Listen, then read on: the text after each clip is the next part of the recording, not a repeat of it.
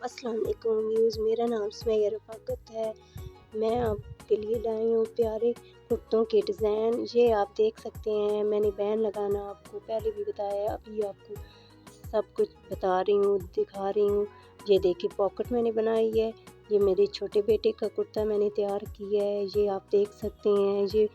ये देखिए, ये पजामा है इसका, ये बड़ा प्यारा मैंने डिज़ाइन किया है। ये देखिए बाजू वगैरह सब आप देख सकते हैं, तो बड़े अच्छे तैयार हुए हैं मेरे बेटे के कपड़े।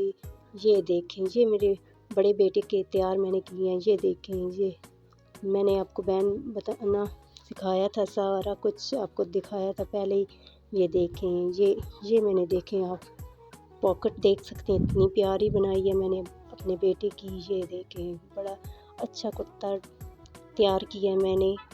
ये देखें, दोनों ही माशाल्लाह बहुत अच्छे मैंने तैयार किए हैं। ये देख सकते हैं आप, ये देखें, ये इसका पजामा है, ये आप देख सकते हैं, बहुत प्यारा मैंने डिज़ाइन किया है। ये देखें, हाँ, मैंने अपने बेटे के लिए बहुत अच्छे कपड़े डिज़ाइन किए हैं, आप देख सकते हैं। ये देखें, ये आप देख सकते हैं, बहुत अच्छे पॉकेट भी लगाई है मैंने नई डिज़ाइन की।